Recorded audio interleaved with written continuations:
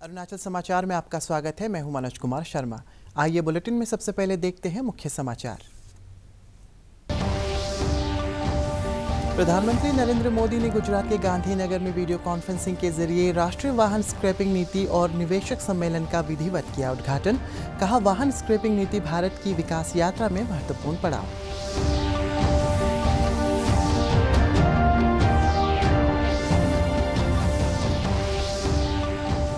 राजभवन में आयोजित समारोह में राज्यपाल डॉक्टर बी डी मिश्रा ने रिंचिन दोरजी को अरुणाचल प्रदेश के मुख्य सूचना आयुक्त और मिस मेपुंग तादर बागे को अरुणाचल प्रदेश राज्य लोक सेवा आयोग के सदस्य पद की शपथ दिलाई।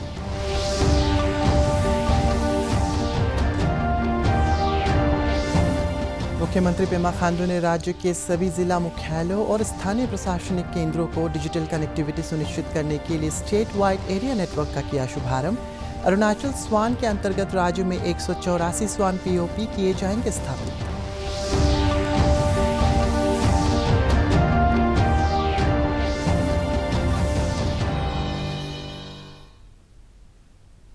प्रधानमंत्री नरेंद्र मोदी ने गुजरात के गांधीनगर में वीडियो कॉन्फ्रेंसिंग के जरिए आज राष्ट्रीय वाहन स्क्रैपिंग नीति और निवेशक सम्मेलन का विधिवत उद्घाटन किया। इस अवसर पर श्री मोदी ने कहा है कि वाहन स्क्रैपिंग नीति भारत की विकास यात्रा में महत्वपूर्ण पड़ाव है। उन्होंने कहा है कि नई वाहन स्क्रैपिंग वैज्ञानिक तरीके से करने से अनुपयुक्त वाहन हटेंगे और अर्थव्यवस्था में भी तेजी आएगी। उन्होंने कहा है कि स्वच्छ और बिना अवरोध के वाहनों का आना जाना सुनिश्चित करने का ये सही समय है। प्रधानमंत्री ने कहा है कि नई नीति से करीब 10,000 करोड़ रुपए का निवेश जुटाया जा सकेगा और हजारों रोजगार भी उपलब्ध होंगे। इस नीति का लक्ष्य भारत को दक्षिण पूर्व एशिया में वाहन स्क्रैपिंग का मुख्य केंद्र बनाना है। इस अवसर पर विभिन्न वाहन निर्माताओं के साथ 6 समझौता ज्ञापन पर भी हस्ताक्षर हुए। और मोबिलिटी को नई पहचान देगी। इससे समाज के हर वर्ग पर एक सकारात्मक नई scrapping policy waste to wealth, कचरे से कंचन के अभियान की सर्कुलर इकोनॉमी की एक अहम कड़ी है।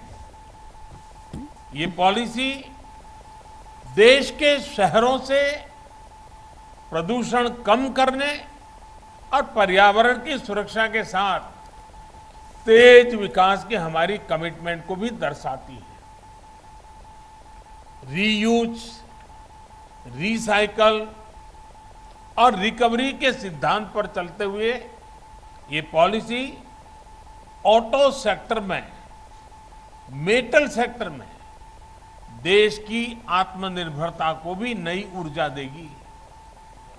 इतना ही नहीं, ये पॉलिसी देश में 10,000 करोड़ रुपए से अधिक का नया निवेश लाएगी और हजारों रोजगार का निर्माण करेगी।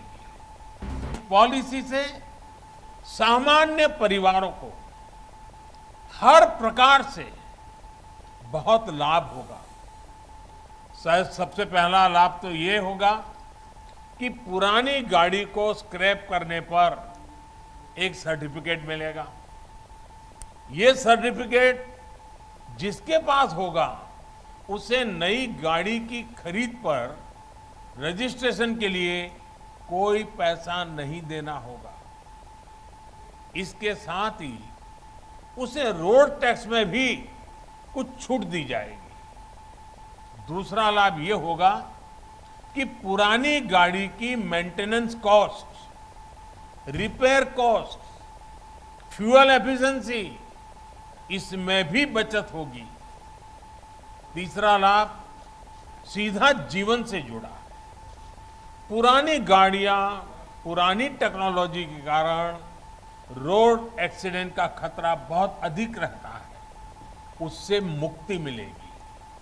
चौथा, इससे हमारे स्वास्थ्य पर प्रदूषण के कारण जो असर पड़ता है उसमें भी कमी आएगी।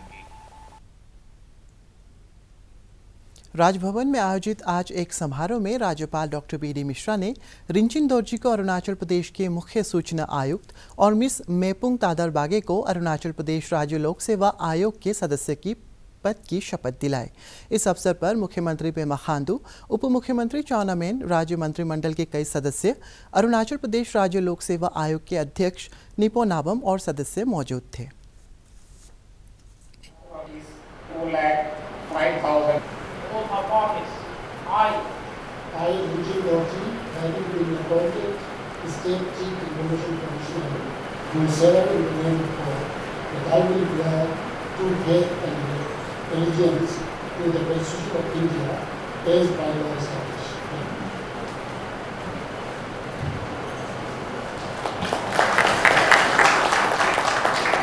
oath of office.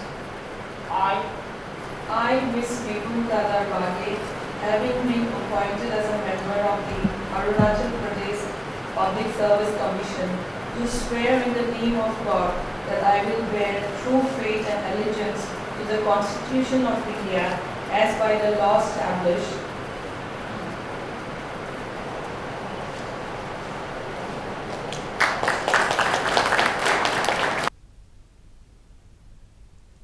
मुख्यमंत्री पेमा खांडू ने राज्य के सभी जिला मुख्यालयों और स्थानीय प्रशासनिक केंद्रों को डिजिटल कनेक्टिविटी सुनिश्चित करने के लिए स्टेट वाइड एरिया नेटवर्क स्वान का शुभारंभ किया। राज्य सचिवालय ईटानगर से वर्चुअल माध्यम से आयोजित इस कार्यक्रम में 17 जिलों और 98 ब्लॉक स्तर के प्रशासनिक केंद्रों ने हिस्सा लिया। स्वान के तहत राज्य और जिला मुख्यालयों, ब्लॉक स्तरीय प्रशासनिक केंद्रों और सब डिविजनल हेडक्वार्टर्स को मिनिमम 2 Mbps की इंटरनेट स्पीड मिलेगी। केंद्रीय इलेक्ट्रॉनिक और सूचना प्रौद्योगिकी मंत्रालय द्वारा वित्त पोषित अरुणाचल स्वान के अंतर्गत राज्य भर में 184 स्वान पीओपी स्थापित होंगे, जिनमें से राज्य मुख्यालय में 1, जिला मुख्यालयों में 17 और ब्लॉक लेवल प्रशासनिक केंद्रों में 166 पीओपी शामिल है। रक्षा मंत्री राजनाथ सिंह ने नई दिल्ली में आज़ादी का अमृत महोत्सव के अवसर पर वीडियो कॉन्फ्रेंस के जरिए आज अनेक कार्यक्रमों की शुरुआत की। इनमें अनेक स्थानों पर राष्ट्रीय ध्वजारोहण, उत्पादन और सुविधा केंद्रों का शुभारंभ, प्रतिमाओं को स्वच्छ करने, जनसंपर्क अभियान तथा शौर्य गाथाओं पर आधारित पुस्तकों का विमोचन शामिल है। इस अवसर पर श्री सिंह ने कहा है कि इस अमृत महोत्सव में अनेकता में एकता की झलक स्पष्ट है। उन्होंने कहा है कि स्वतंत्रता, संप्रभुता और शाश्वत भाव भारत के लिए नए और आधुनिक नहीं है। आज़ादी का अमृत महोत्सव के तहत सीमा सड़क संगठन BRO की 75 टीमें दूर दराज की सीमाओं में बसे 75 स्थानों पर आगामी 15 अगस्त को राष्ट्रीय ध्वज फहराएगा। रक्षा मंत्री ने अरुणाचल प्रदेश के नाहरलगुन स्थित BRO के प्रोजेक्ट अरुणांक मुख्यालय से 8 टीमों को वर्चुअल माध्यम से रवाना किया। प्रोजेक्ट अरुणांक के वरिष्ठ अधिकारी AK मिश्रा ने आज़ादी का अमृत महोत्सव के अंतर्गत अरुणाचल प्रदेश में BRO की टीम द्वारा किए जाने वाले झंडारोहण के बारे में जानकारी दी। डिफेंस ने इस प्रोग्राम को ऑर्गेनाइज किया है। इसमें बॉर्डर रोड्स ऑर्गेनाइजेशन ने भी इसका एक महत्वपूर्ण हिस्सा रहा है। इस बॉर्डर रोड्स ऑर्गेनाइजेशन ने के 16 डिफरेंट लोकेशंस पे पूरे देश में इसी तरह का आयोजन किया गया जैसा यहाँ प्रोजेक्ट अरुणांक हेडक्वार्टर में किया गया है। हमने इस साल बहुत ही अच्छी बॉर्डर रोड्स ऑर्गेनाइजेशन ने बड़ी बड़ी फीट्स को हासिल किया है, जिनमें आप लोगों ने सुना ही होगा आज के जो प्रोग्राम के दौरान कि उमलिंगला पास जो है, जो वर्ल्ड हाईएस्ट पास है, उस पर भी बॉर्डर रोड्स ने अपनी एक रोड बना दी है। इसी तरह से यहाँ पर भी अरुणाचल प्रदेश में भी इस साल हम लोगों ने बहुत महत्वपूर्ण जो बॉर्डर रोड्स हैं उनको हम कंप्लीट करने का काम करने जा रहे हैं। जैसे कि आपका जो हुरी सेक्टर है उसको हम इस बार केंद्रीय खेल और युवा कार्य मंत्री अनुराग सिंह ठाकुर ने आज नई दिल्ली में मेजर ध्यानचंद नेशनल स्टेडियम में दूसरे फिट इंडिया फ्रीडम रन के राष्ट्रव्यापी कार्यक्रम की शुरुआत की। ये आज़ादी के अमृत महोत्सव के अवसर पर आयोजित किया जा रहा है। फिट इंडिया फ्रीडम रन का उद्देश्य लोगों को शारीरिक और मानसिक रूप से स्वस्थ रखना है। देश में 744 जिलों और 30,000 शैक्षिक संस्थानों में इसका आयोजन किया जाएगा। दूसरे फिट इंडिया फ्रीडम रन में प्रतिज्ञा, राष्ट्रगान, सांस्कृतिक समारोह और युवाओं को ग्रामीण स्तर पर फ्रीडम रन के लिए प्रोत्साहित किया जाएगा। NCC के अरुणाचल प्रदेश बटालियन द्वारा आज पापुम पारे जिले के राजकीय उच्चतर माध्यमिक विद्यालय दोईमुख में खोला कैंप तक आयोजित फिट इंडिया रन में बड़ी संख्या में कैडेट्स ने हिस्सा लिया। अरुणाचल प्रदेश में आज़ादी का अमृत महोत्सव के तहत अनेक कार्यक्रम आयोजित किए जा रहे हैं। ईस्ट सियांग जिले के पासीघाट फॉरेस्ट डिवीजन के गुरुवार को वन विभाग के चिल्ड्रंस पार्क में 30 से अधिक प्रजाति के पौधे लगाए। इस अवसर पर डिविजनल फॉरेस्ट ऑफिसर तासिम मीजे ने कहा है कि पर्यावरण संरक्षण और पौधारोपण के माध्यम से हम देश को खुशहाल बनाने में महत्वपूर्ण योगदान कर सकते हैं।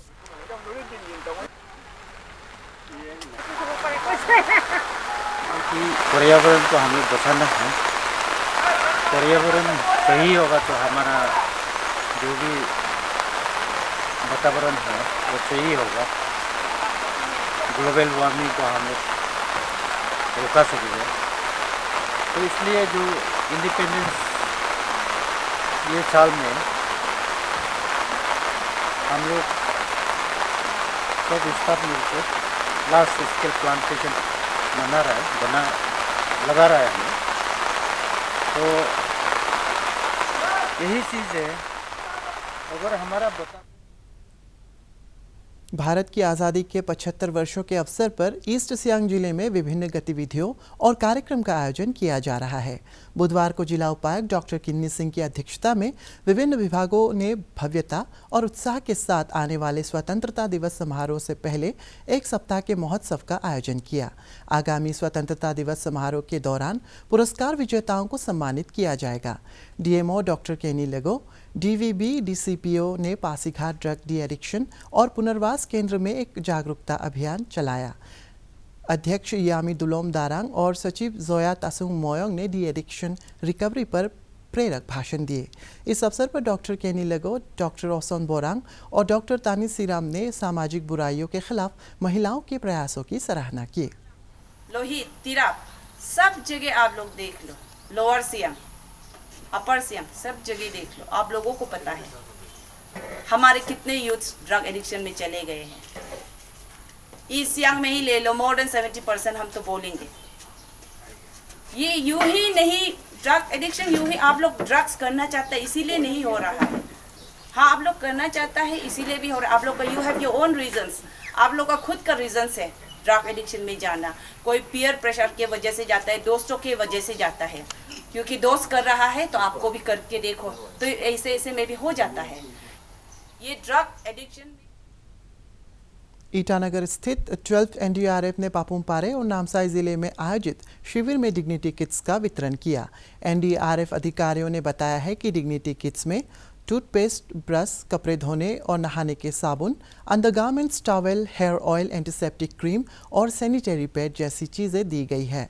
आपदा के समय प्रभावित महिलाएं इस किट का इस्तेमाल कर सकती हैं। पापुमपारे जिला मुख्यालय में आयोजित डिग्निटी किट्स वितरण कार्यक्रम में जिला उपायुक्त पीगे लिगू और एनडीआरएफ के 12th बटालियन के कमांडेंट राजेश ठाकुर मौजूद थे, जबकि राजकीय उच्चतर माध्यमिक विद्यालय नामसाई में जिला उपायुक्त आर.के. शर्मा की मौजूदगी में 100 डिग्निटी किट्स वितरित किए।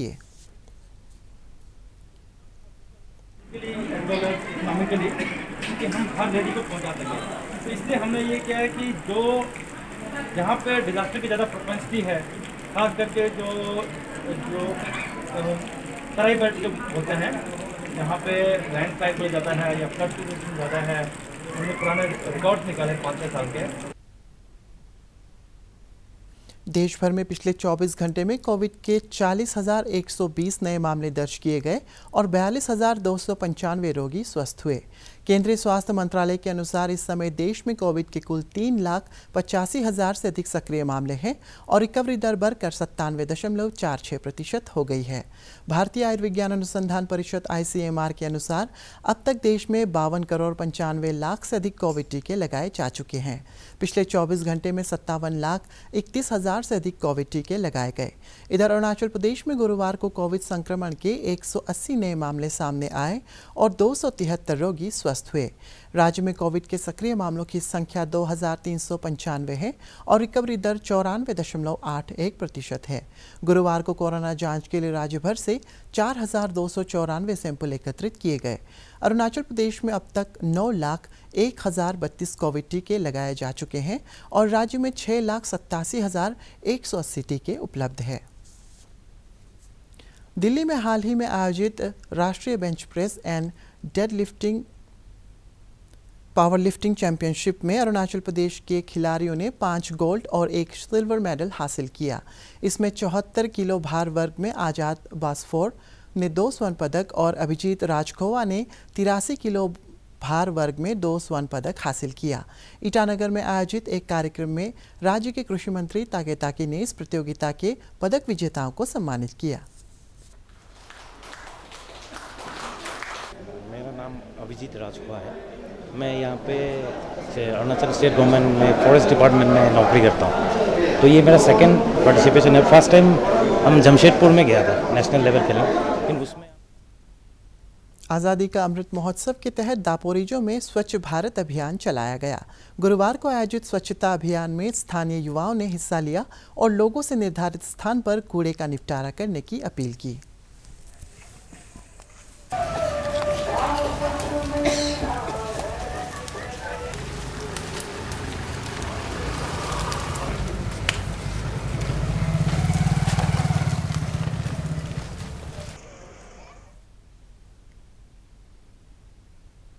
अरुणाचल समाचार के आज के अंक में इतना ही। जाने से पहले आप सभी से अनुरोध है कि कोविड-19 के दिशा निर्देशों का पालन करें, हमेशा मास्क लगाएं, बार बार हाथ धोएं और सोशल डिस्टेंसिंग के नियमों को मानें।